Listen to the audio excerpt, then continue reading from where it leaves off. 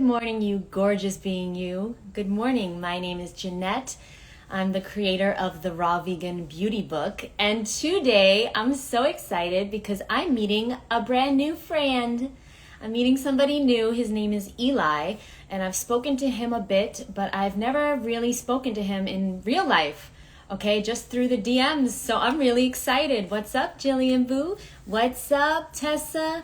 What's up? So we're going to be speaking with Eli today. He is a raw vegan athlete, stuntman, truther, everything that I love and that I really admire in a person. They care about their health, the planet, the animals. And I'm really, really, really excited. What's up, Sherry? So Sherry actually introduced me to Eli, so I'm really excited. And we're going to give him a few minutes to get in here. Let me get comfortable. We're going to give him a few minutes, and he's never done Instagram Live before. What's up, Michaela Boo? What's up? What's up, everyone? This is his first Instagram Live, so I feel important. So yeah, I'm really, really excited. Let me bring Eli on, and we're going to talk, first of all, I want to learn all about him, and of course I'm going to ask him his protein, protocol and how he feels about protein, because I'm on a mission. I'm on a mission to help people understand protein a little bit better ever since I was attacked recently by the carnivore community telling me that I am going to die any day now. It's been 12 years since I ate a dead animal's body part, but apparently any day now, my health is going to decline. Eli, I got you, boo. Don't worry about it. I got you. Okay, so I'm going to request, hold up. I'm going to request, you know what? Do I even know how to do this? I'm sure I do. Okay, wait. Add as a moderator. What does that mean? No, I don't want him to be a moderator. I want to go live. Nope, that's the wrong button. Okay, hold on. I got this. So how do I request? I don't know if I've ever done this. People always, people call me. I don't call them. No, I got this figured out. Trust me, I'm going to figure this out. Okay, focus, Jeanette, focus. So I am going to click on his name, and it says pin comment, report comment, remove from the live, block him, unfollow him, all the things I don't want to do. What about the thing I want to do? Instagram.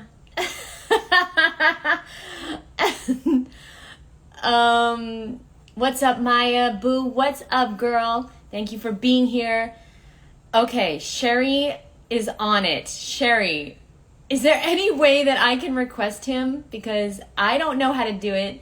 He doesn't know how to do it. Apparently, raw vegans are only good at living in the real world, not in the metaverse. So let us see what I can do. Yeah, Eli, get out of here, then come back, and then it will say request, I think. I thought I could request him, though, Sherry. You know what? Should I leave and come back? How I do it? I want to have friends. I want to talk to Eli, but I just don't know how. We're going to figure it out. Don't worry. Eli's panicking. Okay. In the meantime, while Eli figures out how to be in the metaverse, we will take any questions at all that you might have for Eli. Do me a favor and put them in the question mark part below. Okay, there's a little area down below to put your questions. When you log in for the first time, no, Eli, leave and come back. Yes. Yeah, I guess I can't do it. That's so weird. I thought I could. Sorry, Sherry. I told Eli that I could. Whoopsie. Yes. Okay, he did it. Oh, technology. Thank you, Sherry. Sherry was on technical support. Let's see. Hey. Holy crap. Hey, what's going on? I'm so sorry. I'm looking, so how you doing, everyone? I'm looking for the option to do this on my laptop, and it's not existent. It just doesn't, I can't find it anywhere. So I grabbed my iPad, and yes, I am technologically advanced enough to have an iPad. And I guess it was there. Maybe it's I don't know. It's just the apps. I think the apps cater to this kind of thing with more ease than PCs and laptops. Either way, you made it, and I'm so happy, and I'm so inspired by you. This is your first Instagram live, so Well, I've done it once. I was invited onto Raw Coconut Girls live. That was the first time, but it was long ago enough that I couldn't remember how it worked. all right, your first Instagram live. Yeah. Don't It's still new to me. So I'm breaking into the technological world. Everybody, bear with me. Yes. And I'm really grateful and honored to introduce you to my followers here. And so if you have never heard of Eli, do me a favor, tell us a little bit about yourself and how long you've been on your raw vegan journey. And how did you get started on this crazy lifestyle? On the crazy lifestyle, right? So I've been vegan for many years, like over a decade now. But raw vegan in the last, oh gosh, okay, hold on, let's see here. The timeline is a bit shady for me, but I've been doing my fruit-based lifestyle for just about 7 years now. And if we're talking about just plant-based eating, yeah, we're going over a decade. So where I went more raw-ish prior to going fruit-based, so the 7-year mark where I started doing what I'm doing now. Prior to that, at some point, I started introducing more raw foods into the lifestyle rather than cooked. And then once I discovered that there was this, for me, in my understanding, this far more intuitive way to live and eat, just basing it primarily off of the things that naturally excite your sensitivities, which is fruit and, nuts and seeds, if you like. Less vegetables in my case, but they're not off the menu. So yeah, so I've been doing this for quite a while now to make it simple. Wow. So I want to jump right into your protein. Your view on protein. A lot of people still believe that they need to eat dead animal body parts for protein. Obviously, you're proof that we don't. It's been over a decade for you. Oh yeah. And so how do you feel about protein, and where do you get your protein from? Well, I mean, here's the funny thing is, yeah, there's no disagreement really between any movement in the health community. Protein is necessary. It's absolutely necessary. You need it for your proper bodily functions, for all your enzymatic functions. The confusion comes from people that tout that you need to get that protein from that particular source or that particular source, and you also need it in this sheer abundance, which you don't need. So we all need protein, but the story is that you get it from food. If you eat, period, if you're in the habit of eating as a human being, right? If you don't go to bed and starving, right? Chances are you're getting enough protein, right? So your body needs very minimal amounts of protein. It's honestly, it's the last thing you should be considering in terms of health. The last thing is how much protein am I getting? You're getting enough. If I've been getting enough and I exercise every day, I mean right now it's been pretty much a day, like 23 hours or so since my last meal yesterday. I was up early this morning, out doing some sprints, doing just calisthenics in the park, getting everything done. Went to do some reading in the park after I was done exercising, and then did a bit more exercising while I was reading. Feeling great. I mean, and this is kind of stuff I do all the time. Like, this is my life, right?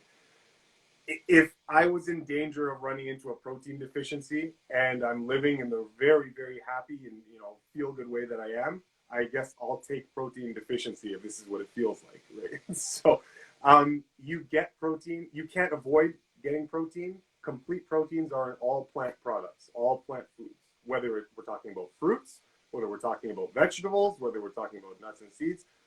It's all there. For the odd exceptions where there might be fruit here or there or a vegetable here or there where it's not a complete amino acid profile. Who the hell cares? You'll get it by eating even a moderate variety of stuff. If you just reasonably moderate your diet, like everybody does, you will get all the proteins you need in the smaller, more conservative quantities that nature has deemed or has determined is what the human body needs, okay, or what animal bodies need. We don't need it in this huge bulk portion. All of that is just marketing. That's all it is, right? You need protein this, protein that. All these snacks and vegan products and whatnot, they're marketed. They throw the word protein on there, high protein, as if that's something that you need to A, worry about, or B, is healthy. You don't have to worry about it, and it's not healthy to load yourself with excess protein.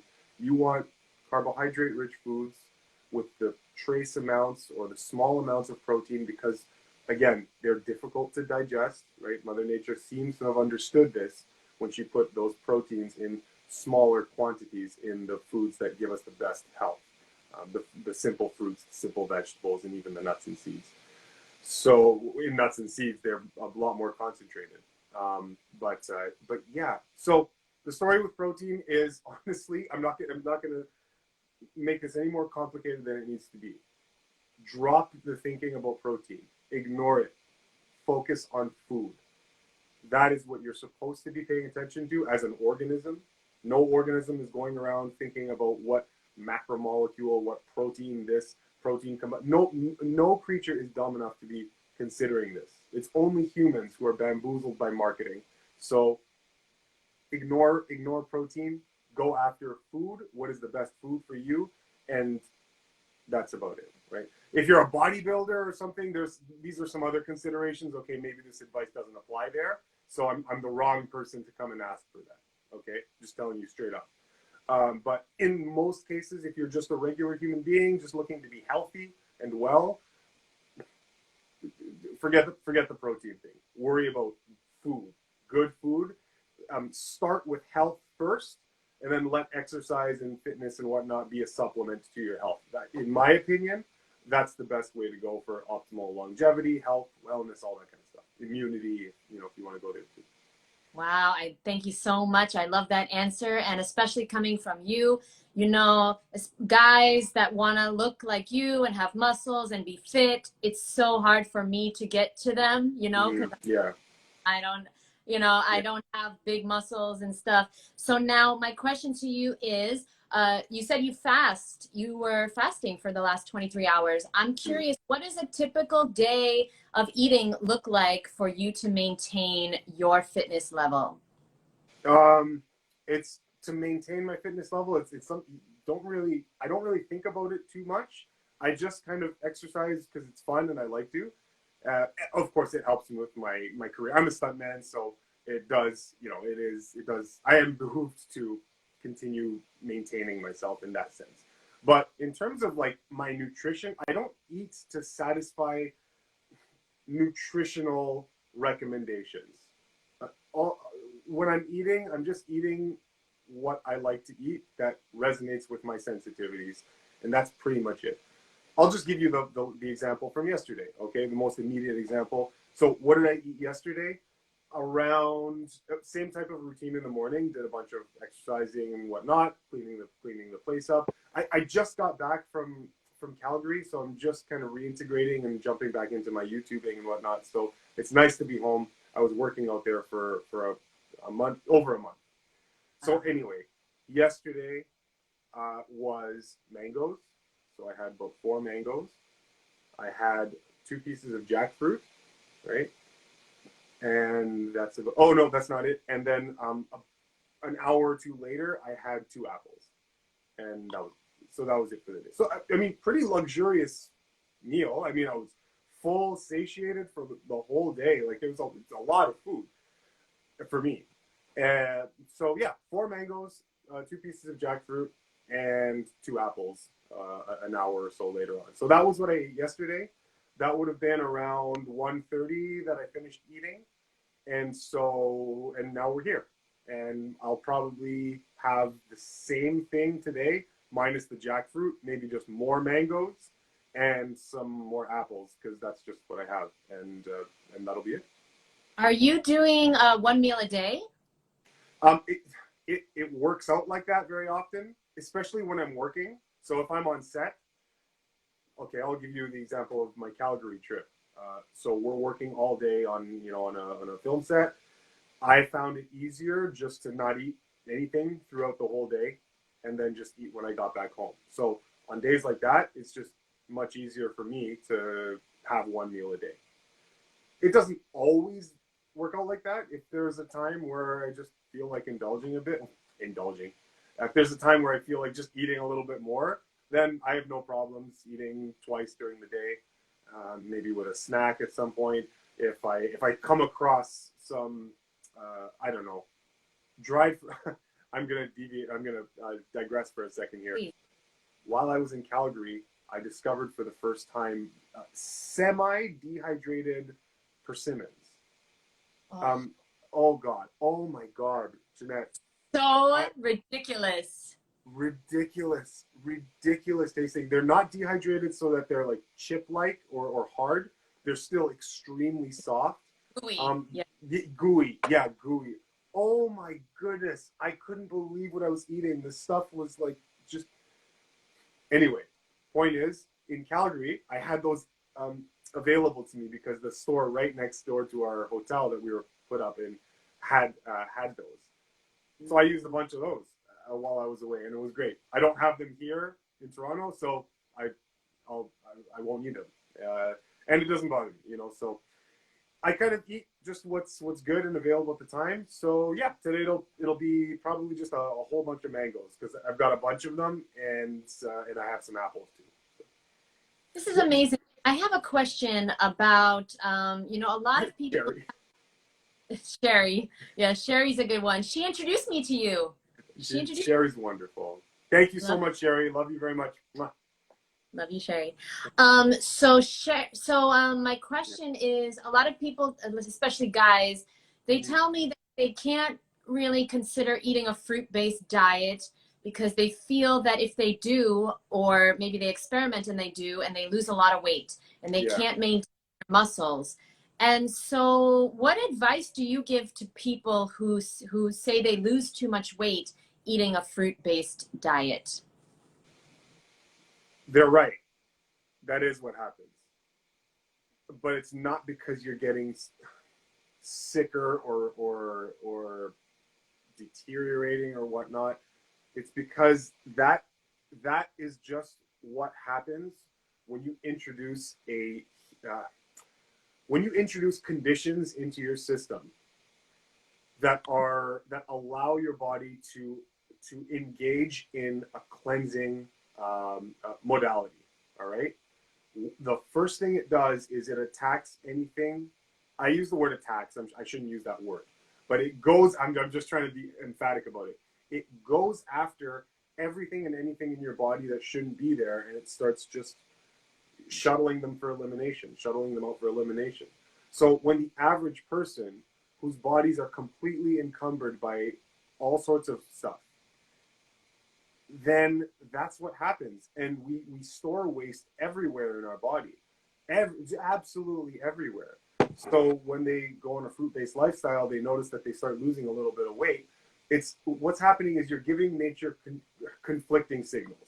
So you want to maintain the weight that you're at, and that weight is made up of stuff that's not you. It's just it's waste everywhere. But then you go and eat the fruit-based lifestyle, or even the raw food lifestyle, right? Fruits and vegetables, whatever you like. And you notice you start losing weight. It's like you're telling your body one thing: I want you to get healthy and clean, and your body says, "All right, well, that's exactly what I'm going to do." And it starts pulling things out and making you slimmer. And then your ego kicks in, the mind kicks in, and says, "Oh, but wait, I'm losing strength, I'm losing size. I don't want that." And what is your poor body to do with these conflicting signals? It's getting nourishing, cleansing food from the master, from the host, from the captain of the ship, But then the captain of the ship is saying, hey, don't clean up. No. Like, what the hell are you supposed to do? So there is no way to avoid this. What makes the difference is understanding what your body is going to do, right? When you introduce a cleaner, healthier lifestyle into the picture. Happened to me, happened with everybody. But the difference with me is that I didn't freak out about it. I knew exactly what was happening. And so I made the assumption. So I went into this making an assumption. I made the assumption that my body, the intelligence of my body, that makes my heart beat, that powers all the nervous systems, that interface with everything, that allows me to do this and this and this and whatever, right? This system that allows me to think and rationalize and breathe and go to sleep unconscious, but my body still works. All of these ridiculously amazing things that require a level of intelligence that is beggars belief. The ability to turn an apple into electrical energy, you can't even imagine the complexity that's going on here. So here's the assumption I made. I made the assumption that my body and nature knows way better than I do. It knows way better than my culturally bamboozled mind. So I left everything in nature's hands, in my body's hands. All I did was go after the food that I knew resonated with my sensitivities and said, okay, body, you do the rest, and I'm just going to accept whatever happens. And that's what I did. And yeah, it looked like weight loss. It looked like getting slimmer. It looked like having friends and family concerned about my health and wellness.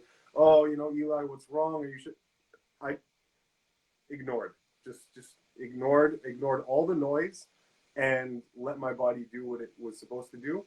And sure enough, yeah, I slimmed down, but I gained a laundry list of health benefits along the way while I was losing this weight. And so this laundry list of health benefits, I couldn't ignore them. Obviously, something's happening here. I'm losing the weight, but I'm gaining all of these health benefits. So I had to reconcile, Eli, what is more important, right?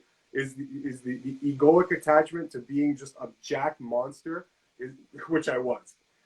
Is that more important than your health, wellness, vitality, and to me, far more important, my spiritual development, connection to my other energetic bodies, and then that progression that I was working towards, all of which requires a cleaner temple to operate in, right?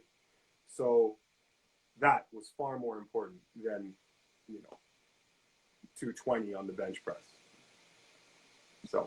Wow. I'm just taking it all in because a lot of the things you said, I knew, but I never saw it in that light. Oh, I see. Yeah. I never realized that the reason why a lot of people lose weight is because they're getting rid of the old crap. It's not that they're sick. It's not that they're becoming deficient, Yeah. Thank you so much for clarifying that for us. Okay, Yeah, so no problem. know, did you have any health issues, Eli, before going vegan or before going raw vegan? Yes, I did, but not major health complications, right? So nothing that required hospitalization or anything like that, but stuff that was very annoying and chronic that I could not figure out how to heal. So whether it was a really, really bad dry skin on my hands, I never really figured it out whether it was an eczema or psoriasis or something, one of those. So anyway, I had skin condition on my hands. I was always stuffed up 24/7, chronic mucus, even sinusitis, inflammation, the sinus. I had allergies, so allergies to cats and dogs, right? And what else? I had seasonal allergies too. So ragweed season would come along and get sick and whatnot. Couldn't figure out why. So a lot of these types of things, and sometimes like little nagging pains in the joints and whatnot.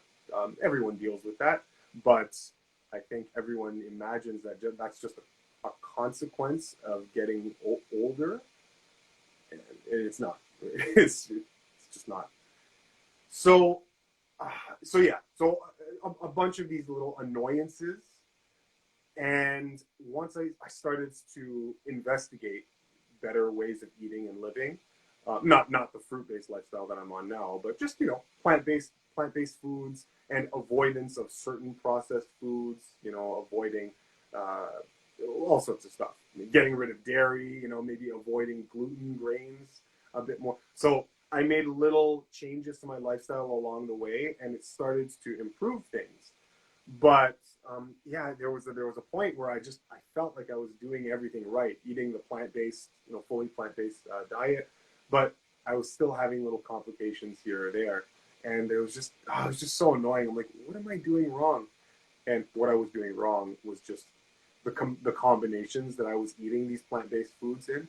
So you can take the best foods, right, the best, most healing foods, and you can eat them in just bloody awful combinations, and it's your body still responds negatively because it's just too complicated, right? So you can how do you pronounce it, err, whatever, you can make error in that department as well, taking good healthy foods and combining them very, very badly.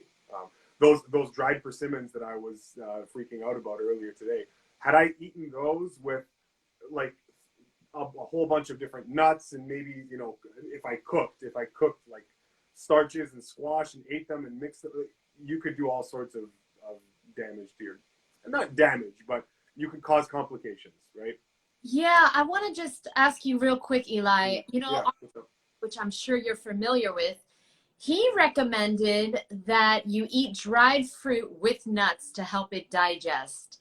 And Yeah, I and you just reminded me that yeah, if I eat dried fruit with nuts, I'm gonna have a serious stomach ache. yeah. So I'm wondering why do you have any thoughts on why he might recommend that?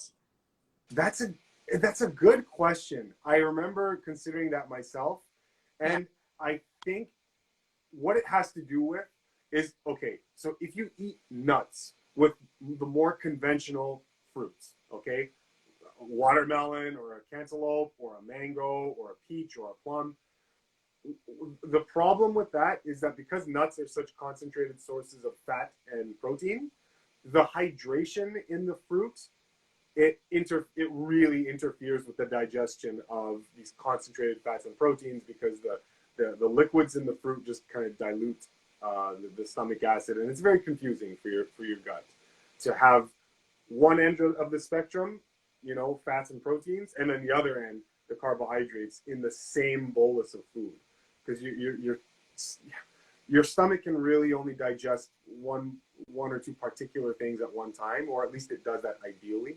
So I think it's the hydration in fruits that messes things up. And so, if you go dried fruits, it's kind of this compromise where you're not washing out the digestive chemistry, but you can still have these and they're relatively okay going down. I mean, I don't do that. I never did that, because either way, however you slice it, you're still eating dried fruit, which is now more concentrated carbohydrate with concentrated proteins and fats. And that's got to be confusing for your gut regardless. So it might be a better option than eating a whole bunch of peaches and mangoes with nuts. But it just because it's a better option doesn't mean it's the best option, I think is what's happening. I love that. Thank you so much, Eli. And Yeah. Healing My Human, they said that perhaps Eric was referring to people on a standard American diet where, this will be a much healthier option, Yeah, right, than I most of think so. the things. Yeah, I think so. I think that's it. I think as educators, as people in the health community, where we're addressing an audience, that's been one of my challenges too. I think it's always a thing where we really have to be mindful of who we're talking to, and we're trying to give general health advice for a very wide range of people, and we're trying to attract a lot of people to this, to this lifestyle where you can be. When I say this lifestyle, I don't necessarily mean mine.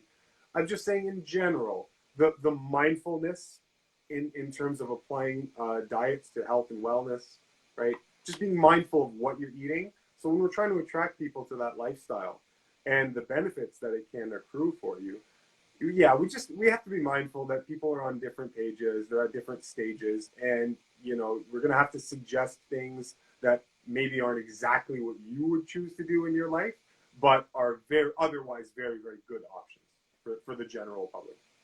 Yeah, great point. Great. Because, we're just trying to, like you said, in a world of good, better, and best, Yeah. choose the best, what you can afford right now, what your lifestyle can accommodate right now, and the things that someone can eat, you and I it would send us, to the hospital. So, okay, let me ask, first of all, how old are you, Eli?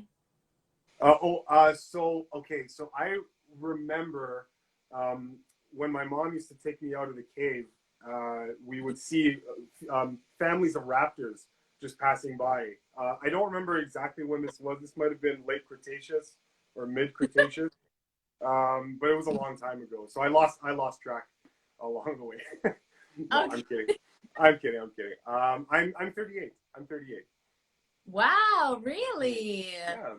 Okay, so this is a good question. Well, Sherry, she wanted to know how can she get the glow that both of us have, because we have very similar like skin tones and glowing, beautiful skin. Did you have acne? I mean, you had issues on your hands. Yes. So did you ever have any acne or any other skin issues, and how do you maintain such a beautiful complexion? Oh, Jesus. Oh, oh God. Stop it. I used to have, I didn't have bad, I didn't used to have bad acne. But yeah, I did have the occasional flare up, kind of like everyone growing up, as a young adult. But it wasn't bad. But I never got compliments on my skin ever until I started doing this lifestyle. So that's something that I noticed, right? So how does one go about getting better and clearer skin? There's a couple things you can do. Introducing short fasts into your lifestyle, whether you want to do it once or twice a week or whatever, that can really, really, really help. Just a big break. So, okay, just what I did yesterday and the day before, cutting out your eating really early. So 3 o'clock, 2 o'clock, like really early, and then waiting until, I don't know, 12 or 11 or whatnot the next day. Just that little break alone, that introducing that can really, really, really, really help. Really, really, really Your help. skin. Wow. Yeah, your skin. Yeah, your skin. It's your skin just seems to respond to good breaks in the routine in terms of digestive work. It really does. This is what, anybody who's gone on a multiple day fast. So we're talking, I don't know, 3-4 days. All right, 3-4 days.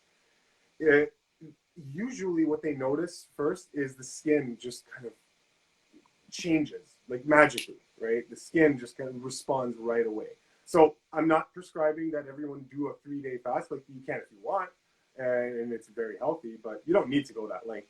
But one of the things that I can say is that your skin tends to respond well to intermittent feeding, right? Where you're just getting longer breaks between meals. Okay, so that's one thing. Another thing is just, I mean, the diet. What can we say? The raw food diet just tends to do this. If you're choosing lots of high water content fruit, you're choosing vegetables, leafy greens, shaved carrots, shaved cabbage, all these wonderful things. Some tomato sauce, crushed tomatoes in there, throw a bit of lime juice, make a big salad for yourself. That kind of stuff, I mean, your skin is going to respond. It's going to respond. So in the dietary scene and the lifestyle scene, yeah, little bouts of fasting are going to help. The more water content rich fruits and leafy greens that you can add into your diet, those are going to help. And if we're talking like mechanical things, dry brushing is a great one too. So just doing a little bit of a dry brush either in the morning or even before bed, one or the other, or both, I guess. I would probably just choose one.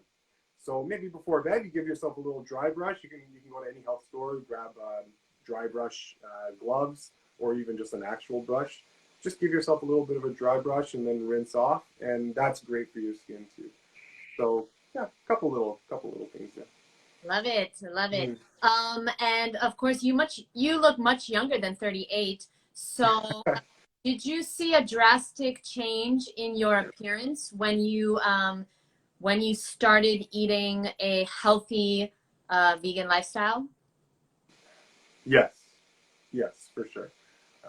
Especially once I started transitioning more to the raw food lifestyle. That's when I really started to notice it. Do you have any before and after photos on your page? I didn't see any, but I would love to see them. I don't think I do. I don't think I have. If I do, there aren't many. There aren't too many. That's a good idea. I should post a bunch. I would love to see those because yeah. you lost a lot of weight. You were like a big bodybuilder. Yeah, yeah. I mean, I was never a bodybuilder, but my issue growing up was I was very, very, very skinny. Very skinny. So for me, the challenge was putting on weight, and as a lean-bodied person, and so that's what I did, and I just really, really worked hard at it, and ended up. It's funny now. I look back at those photos, and I'm like, oh my God, I was a freaking grizzly bear. What the hell? Why did I even think I was? Because back then I would have imagined I was. Oh, I'm still so skinny. I look back now, I'm like, Jesus, man, you were a monster. So yeah, I was much like I appear now, but just a bit thicker. So I was never carrying around much fat at all. I was always very lean and defined, but just a lot bigger and thicker. So your question was, oh, did I notice differences? Yes. When I transitioned more to the raw lifestyle, that's when I noticed the preponderance of the changes. Like, skin improvements, cardiovascular improvements, less mucus and phlegm and all that kind of stuff. Sherry says that you have some old training videos on your channel. Sherry knows more about you than you'll ever. Yeah. Everybody go check out Eli's YouTube. It's called the FreeMelon Society. Yes, correct. Why? You are correct. You are correct, my dear. Yes, the FreeMelon Society. Where's that name from? Where'd you come up with that name? It's so amazing. It's a take on the Freemason Society. Okay. Oh yeah. So it's a little play on that. But because when I was trying to come up with names for my channel, I stylized what I wanted to be talking about as this kind of harmony of natural laws, natural principles, and how they apply to diet, health, and wellness. And understanding that that's what I wanted to talk about, I knew that it represented an esoteric branch, like of the health, of the health community that we don't really hear much about. And so I'm thinking, like, okay, so a body of suppressed or secret knowledge about health and wellness and whatnot, and natural principles that govern reality, right? That the public doesn't really know about. And I'm teaching on a channel. The structure of the Freemasonic Society just kind of jumped out at me as the closest thing to that. It's this society of people that learn things that the average public doesn't really know. So the name FreeMelon just jumped out at me. Having nothing to do with the Freemasonic Society. This is a very evil, fraternity. They're responsible for just the worst of the worst. They pull the world in the direction of abject tyranny and enslavement. Okay, so this has nothing to do with it, but it's just the idea of a group that is devoted to promulgating information about truth and reality of the world and how it applies to your health and wellness. And so the name FreeMelon jumped out at me, and it's like, oh my God, that's exactly what I would hope this channel represents for the public, right? It's just some place where they can go, where they can get some information on just really how it actually works without all the riffraff of the confusion in culture and diet. Yeah, I mean, thank you so much for doing what you do. Everyone go to Eli's YouTube, and I'll link his YouTube on my channel, on my stories today. And also, if you're watching on YouTube, I'll link it below because his YouTube is amazing. You will learn so much, seriously. And Sherry just said, incredible, mind-blowing educational lectures on Eli's YouTube channel. So everyone needs to be following it. Because you know why it's so important what you do? Because there's so much misinformation out there, and it's so hard to know what is truth. But when I listen to you talking, seriously, and I'm not trying to kiss your ass. Listen, when I listen to you talking, Eli, I'm serious. I feel it's truth. Like my soul recognizes truth very easily. And when you're speaking, I'm like, oh, that's truth. I can feel that. It resonates with me within me because I just, I've been living on this lifestyle for a long time now, and I'm very sensitive to information, food, energy, and truth. When I hear it, I know it. So I know what you're saying is very, very true. Okay, so listen, we have a few more minutes. Well, thank you. Only a few more minutes. So we got some questions, if that's okay, Eli. Can we take some? If I can answer them. If I can answer them, great. If I can't, I'll tell you. Thank you. So Territory wants to know, first of all, thank you for being here, Territory. They said what's the best way to deal with acid reflux? I'm eating fruit, but I still have acid reflux. I've had it for 30 years. Do you have any, and I asked if they were vegan. They didn't respond yet. So I don't know if they're still here, but what would you say to somebody that has acid reflux? I would have to ask a whole bunch of other questions prior to, right? Because I could say something, but it might neglect some very, very glaring thing that happened in your lifestyle that, that I don't know about. So first I would have to ask a bunch of questions. Just, like what has your diet been? Obviously for the last 5-10 years, have you had any surgeries? Have you had any traumas? All this kind of stuff. So these are all pertinent questions. But by and large, okay, so if we're talking about acid reflux and you're eating fruit, I would also ask, what are you eating in between those little bits of fruit, right? When are you eating? Are you eating fruit for dessert, right? Are you having a meal and then thinking, oh, okay, well, I'm going to be healthy and have some fruit for dessert, which is a digestive nightmare, right? So what are you pairing your fruit with? Are you drinking fluids with your meals and then incorporating fruit? Like what combinations of fruit? Are the fruits you're eating the acidic variety? Maybe you don't deal with those as well, so maybe try different types of fruits. Maybe try isolating one particular fruit at a time on a completely empty stomach, and then eat nothing for the next couple hours. See what that does, right?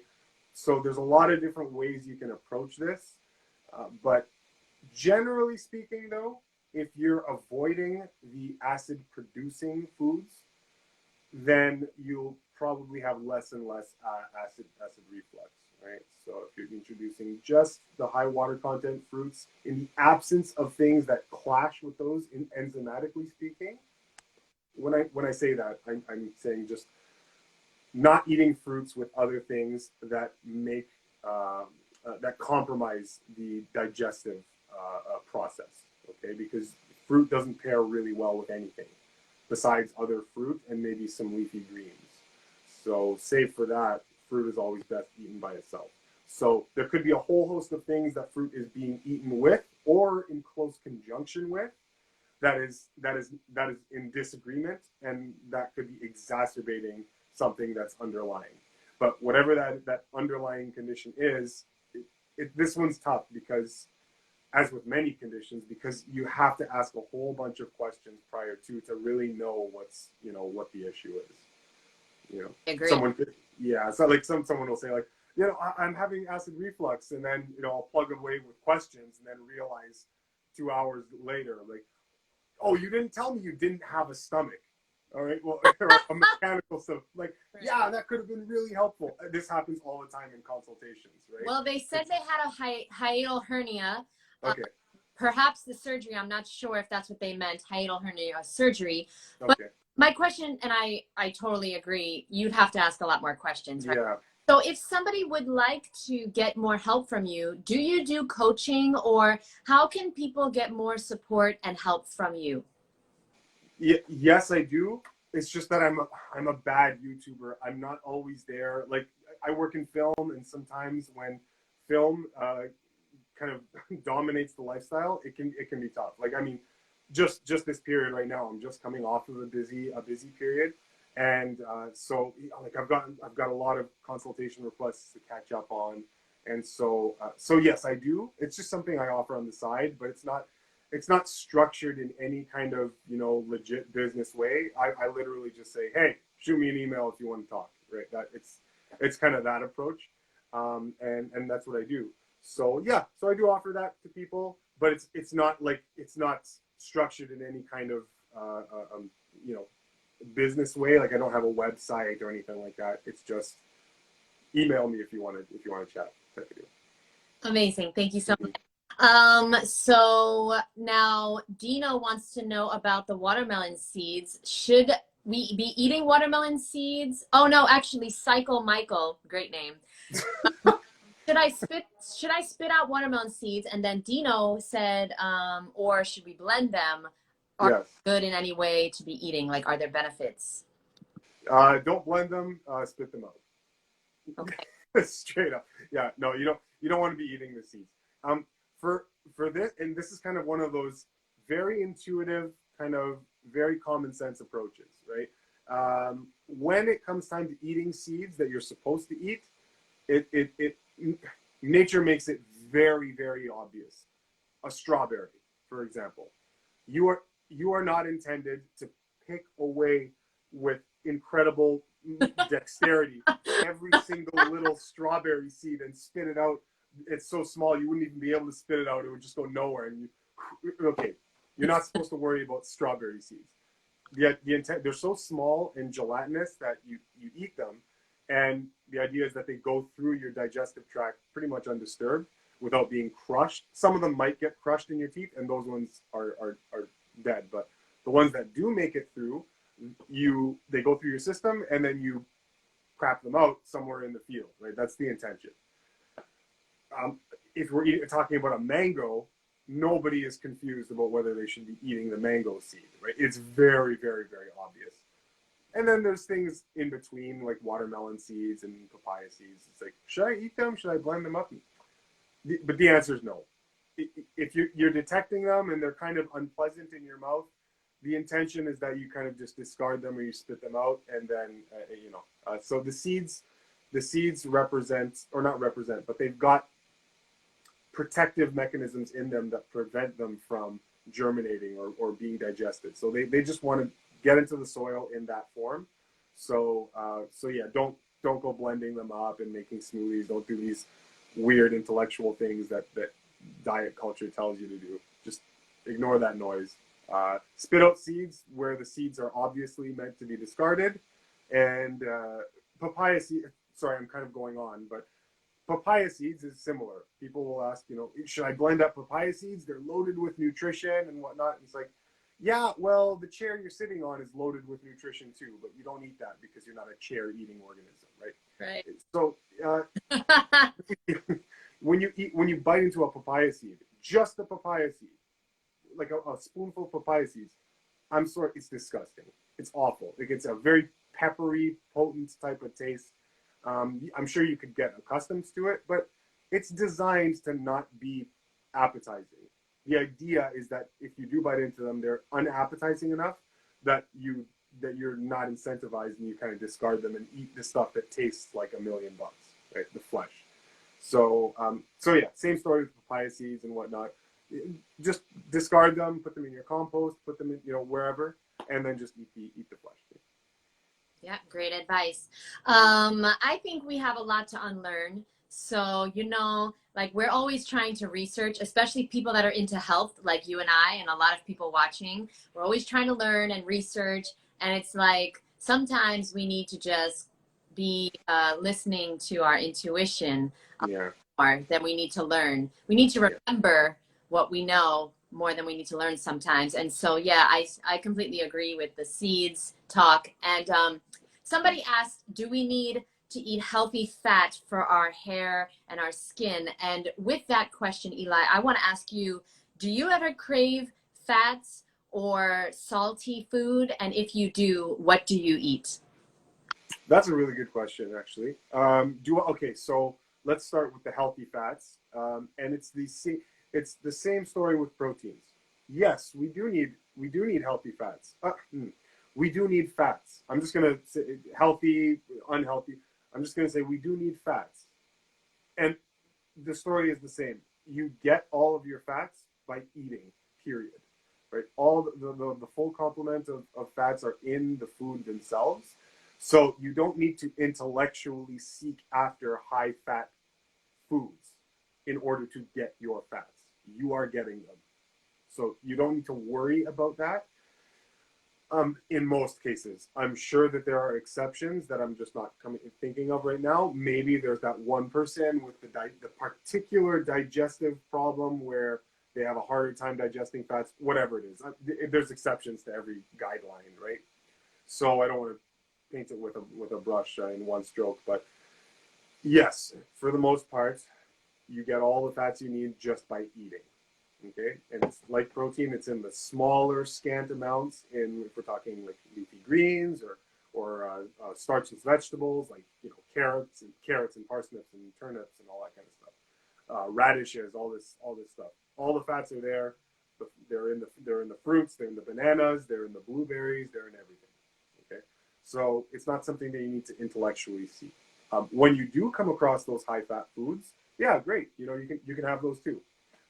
But it's easier to go a little bit overboard on the high fat content stuff.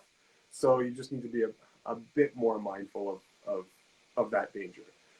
So the answer is yes, we do need those foods, those fats, but it's not something you really need to consider if you're just taking a step back, paying attention to what you're sensitive about in terms of your natural physiology and biology.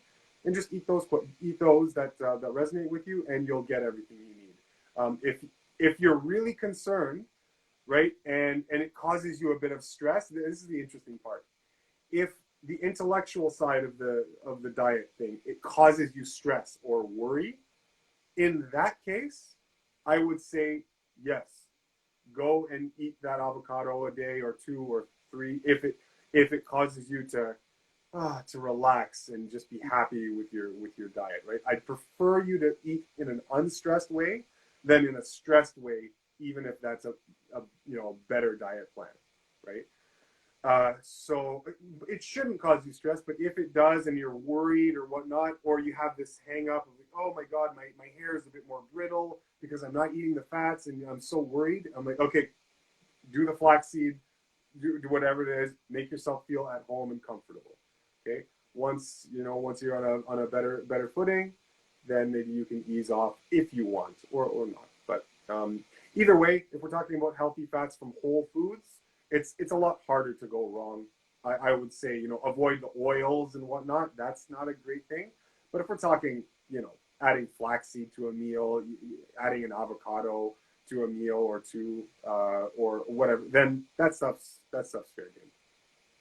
Okay, so Living Raw Roots asked, what do we eat in a day? Living Raw Roots, go to the beginning of this, and Eli told us exactly what he ate yesterday.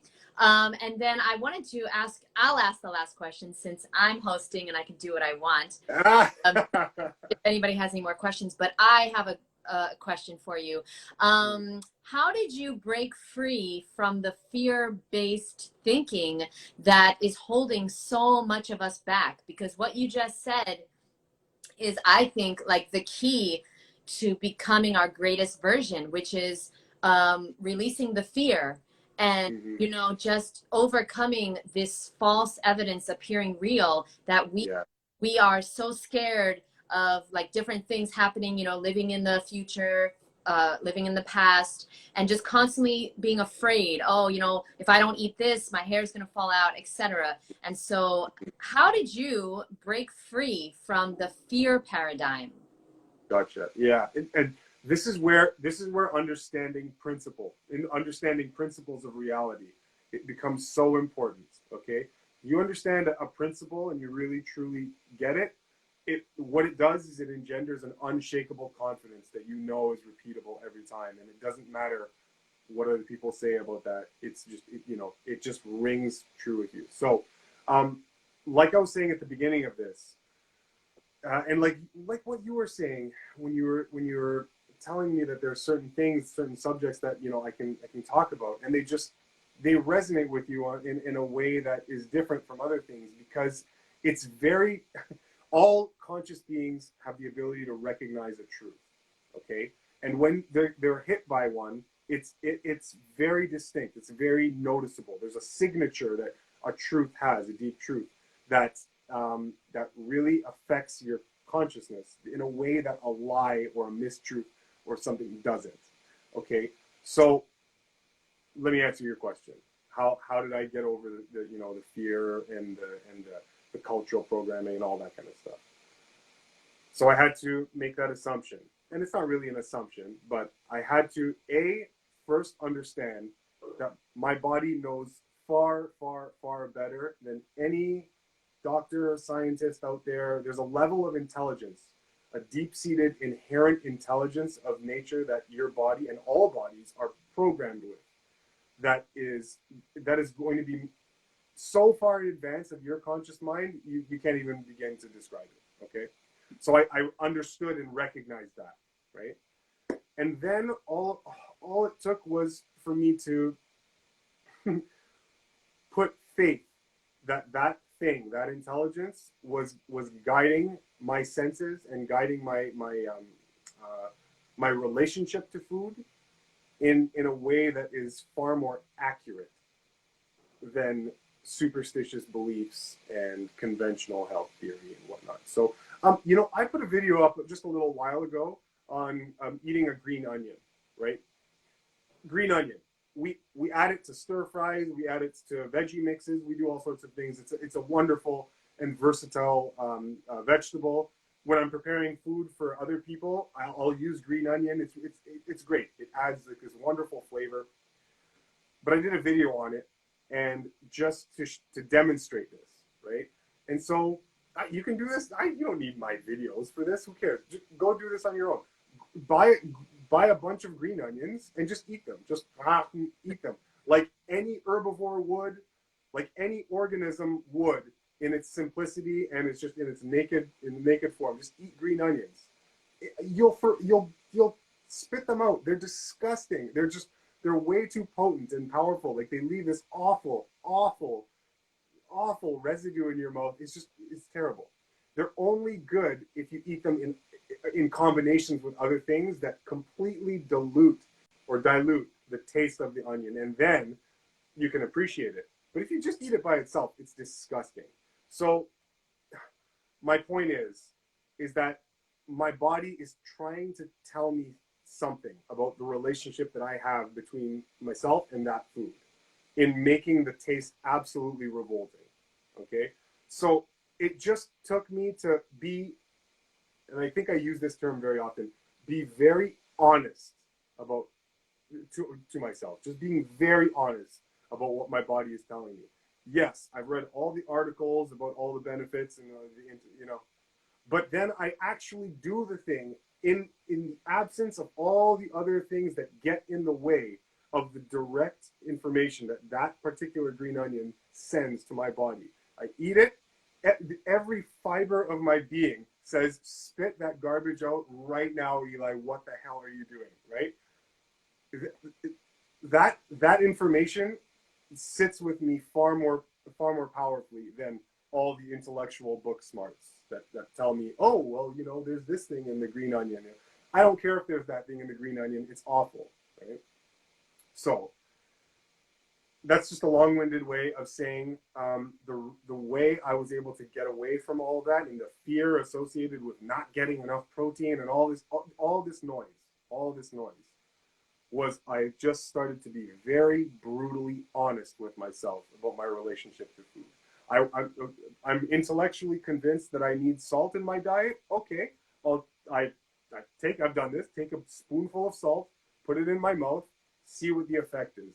Once you almost die vomiting or spitting it out, right? It becomes very obvious this stuff is not my food, right? I can take that same spoonful in volume and replace the salt with apple, eat it. It's wonderful. That is food, right? So, I mean, again, no science necessary. this type of very, very common sense, just rational approach. Every human can recognize this for the truth that it is.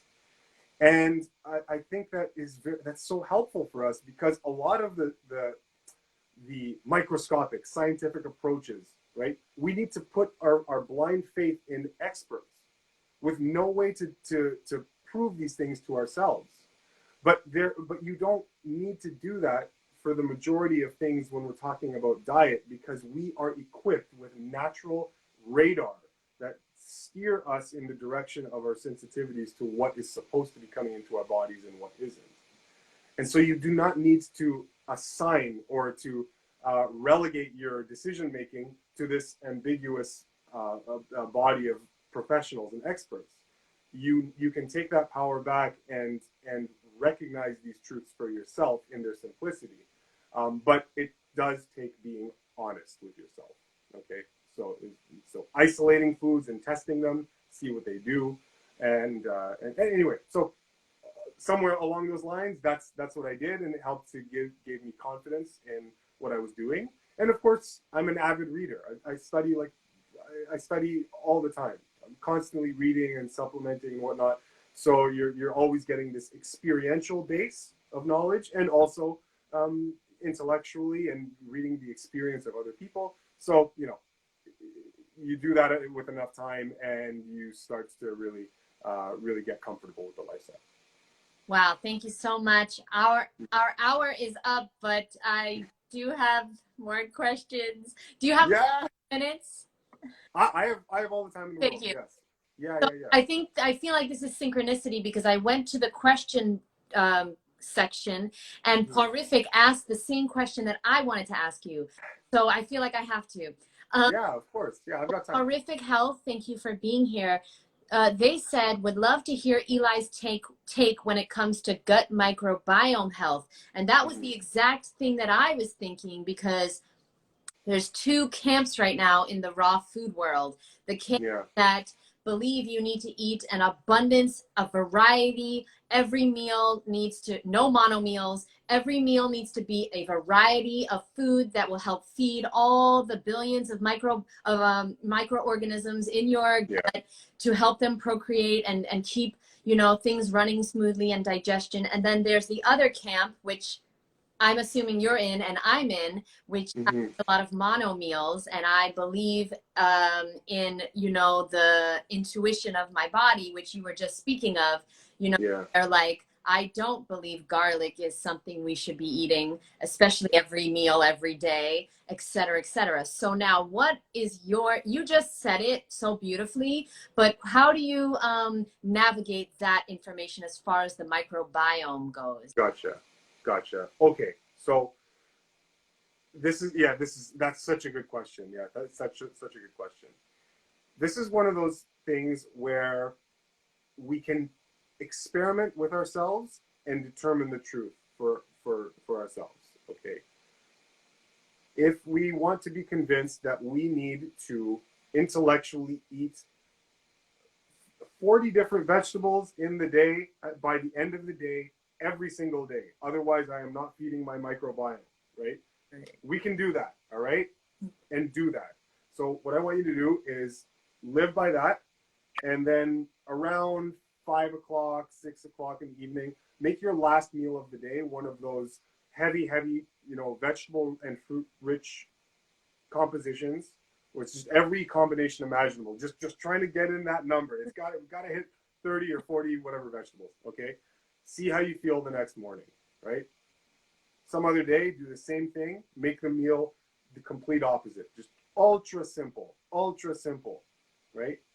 See how you feel the next morning. Repeat that experiment for several days in a row if you want, and then just start to gauge what is your body saying. How light do you feel? Is the energy flowing through you? How, when you wake up after a meal like that from the night before, how much pep do you have getting up in the morning? Like, was your sleep very restful?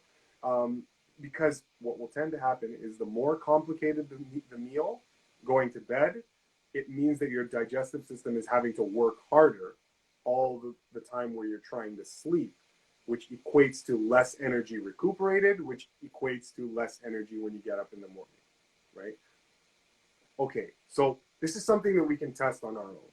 Now, in addition to that, yes, eating any kind of diet is going to determine the type of microbiota that you have available to you, that they're going to grow and respond in direct relation to what you're bringing in from the outside.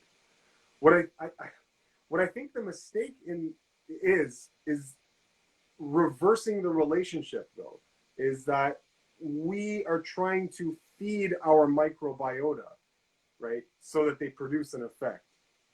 I think what's supposed to happen is that you're supposed to eat what's good for you as a complete system. And your microbiota responds to that in kind and adapts to what you're physiologically doing, what you're doing in your lifestyle, in your diet lifestyle, and they respond to that, and that's the relationship it's supposed to be. Again, this is one of those things we are equipped with no senses that allow us to observe anything close to what a microbiota might be, right? No organism is. We're not really supposed to be worrying about that realm. That is the realm of the intelligence of nature, the intelligence of your body, right? You as an organism are tasked with recognizing what is made obvious to your senses, right? So if you, as a human being with a frugivorous design, right, convince yourself that you are an eater of tree stumps, and you go and you do whatever you can to eat as many tree stumps as possible. For some reason, the culture has convinced you that that's what you are.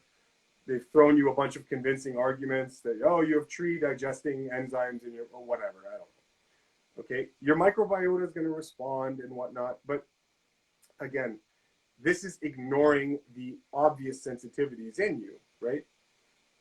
So we have to be mindful of that. And if you simply do that, so that's your job. You're tasked with just being sensitive to what your body is telling you about your relationship to food in an honest way.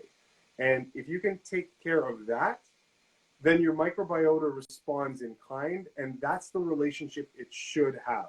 Not that you eat to feed a particular microbiota and make it grow, because I think that's just, it's putting the cart before the horse type of thing.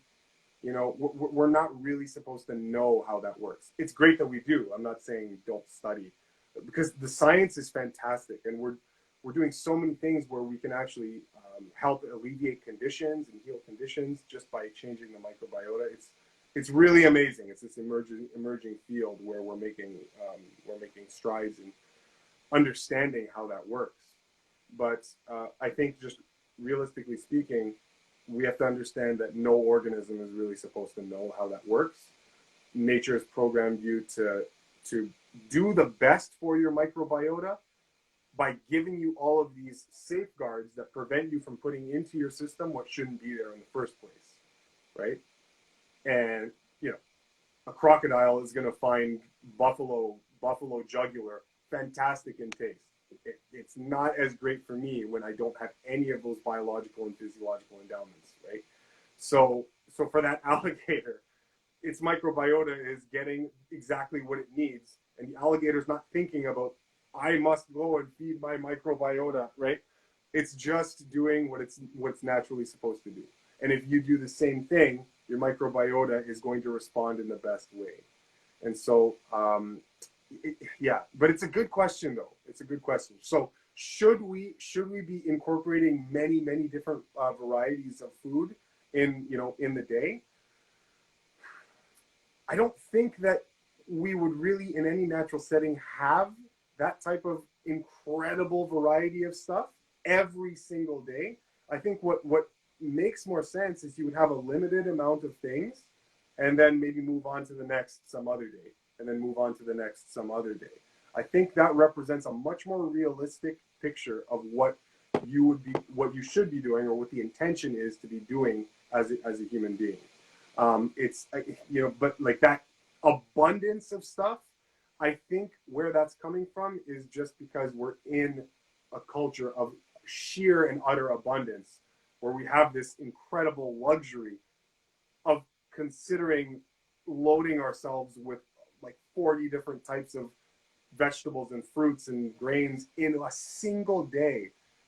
In a single day. I mean, what do we make of that, right? Like it's a tough one. I get it. I get that. Yes, the more complexity you introduce into your system, the more your microbiota will respond, right? I get that completely. I guess what the question is that we have to ask that I can't really answer right now because we need more time to study is that incredible complexity of microbiota necessary, or is the simpler amount of microbiota you get from just simple mono meals changing every other day or so, does that provide you with what you need? I mean, I can tell you I have not been eating the microbiota focused diet for all this time, and I mean, this is just an anecdote, so this doesn't mean anything. It's just my own personal experience, but I mean, I feel fantastic, and I don't have health complications. You know, I wake up in the morning and feel like sprinting, like right away. You know, I feel good. Everything's working well. So, if if this is what it feels like to be microbiota deficient or whatever that means, I'll take it. You know what I mean? So, yeah, it's a great question. It's a new and emerging field, so we still have a lot of questions to answer. But I think that whenever, not just for this question, and I know I'm drifting a bit, but bear with me. I think any time we eat to satisfy an intellectual concept that we have no ability to discern for ourselves, I think we always run into trouble. And it becomes much safer and much more accurate for you to determine and worry about the things that Mother Nature has equipped you to be able to worry about. And if you simply do that, the rest of the unseen world that you are not supposed to be paying attention to takes care of itself in the most beautiful and harmonious way. Okay, if that makes sense to you guys out there. So I think that represents how do I say this? A more reasonable approach to eating and diet, rather than paying attention to the things that we can't see, right? Or determine. Yeah, I love it, Eli. I also wake up. Every morning I wake up, I feel like dancing. Mm-hmm. And I eat very simple, and I've been taking notes, and I recommend everybody watch this again and take notes, because like things will not only on what Eli's saying, but take notes on things that are coming to you, because as you hear Eli talk, like as I hear him talk, I'm like, oh, I'm realizing things like sometimes you can do more with less and get better results. That's something that came to me as you were speaking. Absolutely. And yeah, just I completely agree, and I think it's so important that at least we consider both sides, you know. And like I love what you said. You're like, hey, do it, eat 40 plants, see how you feel. See how you feel the next day, and then experiment on the opposite and see how you feel, because a lot of people are just blindly following other people's experience, and hey, that might work for one and it might not work for you, right? Yeah. Of course, we would all agree, follow the money as well, you know. Most people are touting this, you know, 40, 50, 60 variety of plants a day, are also selling books on this and and programs, and you know, but like that's just, it's a lot. And so here's the danger in this is, as soon as we start to intellectually go after our diet rather than what naturally comes in terms of physiological sensitivity, the second we conceptualize this task, this is what ends up happening. Someone determines that they've got this arbitrary quota to make by the end of the day, and so they start adding little things here. Okay, so if I add a little bit of oil here, oh, that's one. Okay, oh, a little bit of herb or salt. Okay, oh, that's another thing. A little bit of this. and they start reaching through the cupboard in the pantry, just starting, oh, okay, you know what? I might as well throw this. Oh, I might as well add this. Actually, you know what's good? Why don't I add this? And then, you know, they're just, because now it's a concept that they're trying to satisfy.